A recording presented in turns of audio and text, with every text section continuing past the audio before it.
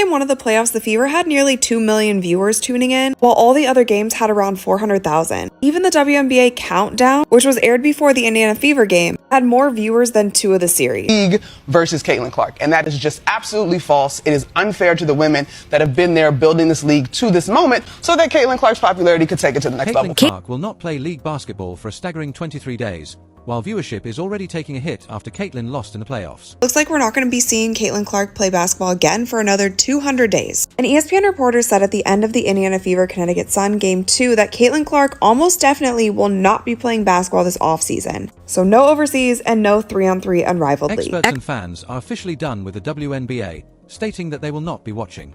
But let's take a look at how exactly Caitlin has impacted the WNBA this year. This will blow your mind. For the 2023 season, the WNBA had grown by 40% viewership from 2022 to 2023. But with Caitlin Clark's arrival, it's grown by 400% viewership. What that means is if the WNBA were continue to grow at the rate it grew from 22 to 23, it would take until 2028 to do what Caitlin Clark did this year. Believe it or not, Caitlin's announcement was a shock to fans. But now, analysts like Molly Kerim and Monica McNutt on ESPN are going to find out who the real face of the WNBA is.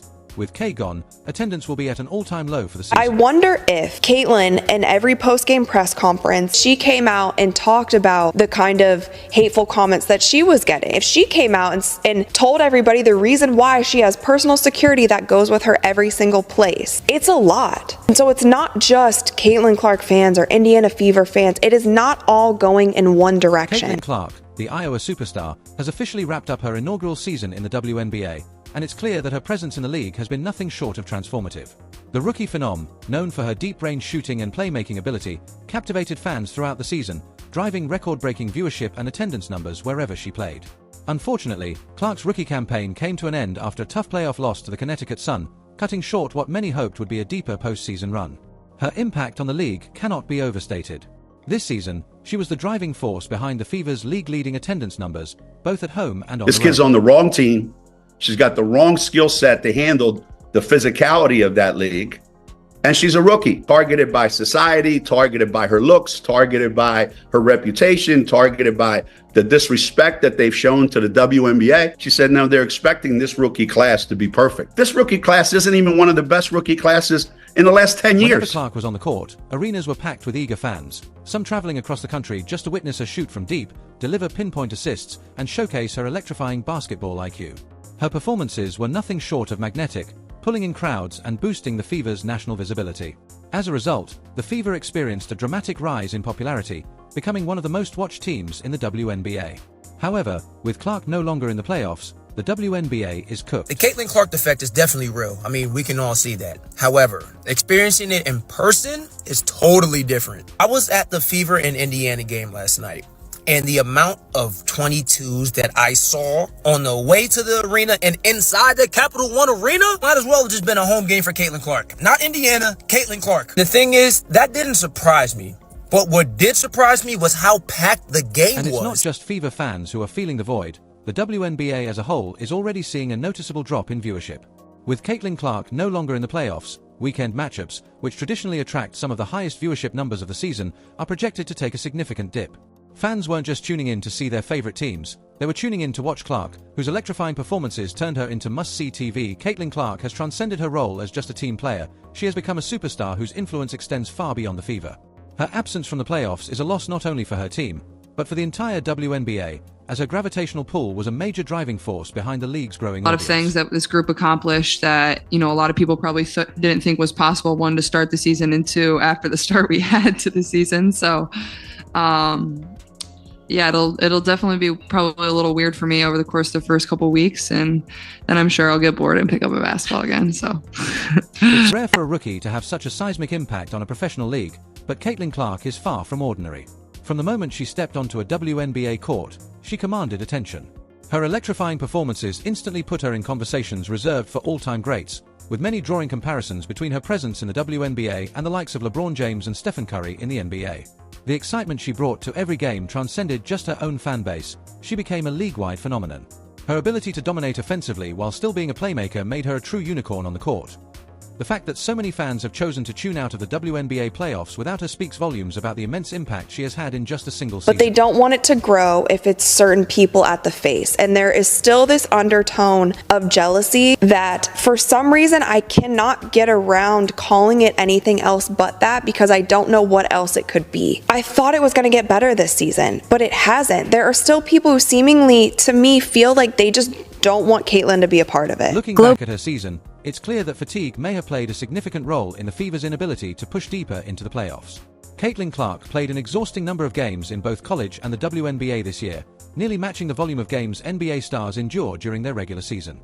In a rapid and grueling stretch, Clark went from leading Iowa to the NCAA finals to playing for the Fever, and then straight into the WNBA playoffs, without much time to rest or recover. Given that demanding schedule, it's no surprise that by the end of the season she seemed to be running on fumes. Yet even in those physically taxing moments, Clark still managed to deliver elite performances, showcasing her remarkable endurance, basketball IQ, and willpower.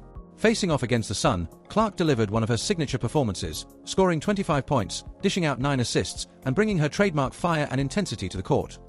Despite her heroic efforts, it wasn't enough to keep the Fever's playoff hopes alive. Clark didn't shy away from the moment, trying to carry her team on her back in crucial stretches of the game. However, as brilliant as Clark is, basketball is a team sport, and the Fever's inability to provide consistent support on both ends of the floor ultimately sealed their fate. The response of folks that don't think she is praised enough and she is above reproach in terms of criticism, or that praising another player is an affront to her, is like, whoa, bro.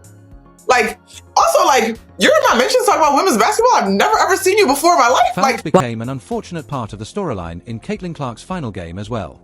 Several questionable calls were made against her, leading to frustration among fans and analysts alike, with many wondering if she was being officiated differently due to her rising star status.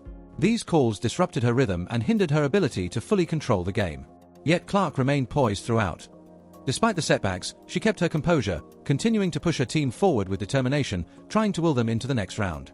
However, without consistent offensive support from her teammates and a bit more luck on defense, her heroic efforts just weren't enough to overcome the Suns' relentless play. What is the major point that you want to make here, your major thesis statement on this? Because every time Caitlin Clark comes up, I feel like there's something that you want to get off your chest in terms of this narrative, where you're frustrated. Well, first of all, I'm not frustrated. Number two, I did get stuff off my chest on numerous occasions. I'm just reiterating my points because I think one of the things that needed to be mentioned was that even though Caitlin Clark is new to this, and even though she has proven to be a potentially sensational player, the resentment that some, not most, not all, that stuff that was going on was real. As of now, Caitlin Clark has made the decision to take a well-deserved break. There's been no indication of her joining a European team for the off-season or participating in 3-versus-3 competitions. Instead, she's opting to recharge and recover after a demanding season, both mentally and physically. While many players take the off-season to hone their skills overseas or in smaller tournaments, Clark is stepping back to prioritize her health and rest. Given that she logged nearly as many games as an NBA star this season, all while shouldering the immense pressure of being a franchise player in her rookie year, the decision makes sense. Clark faced not only the physical toll of a long season, but also the emotional and mental pressure of leading her team and being in the national spotlight. Her influence on the league is undeniable, and her meteoric rise to stardom has drawn a wave of new fans to women's basketball. However, without Clark in the mix, the league is already facing a noticeable decline in engagement. It's not just the die-hard Fever fans stepping away for the time being. The WNBA as a whole is losing viewers who had specifically tuned in to witness the breakout star in action.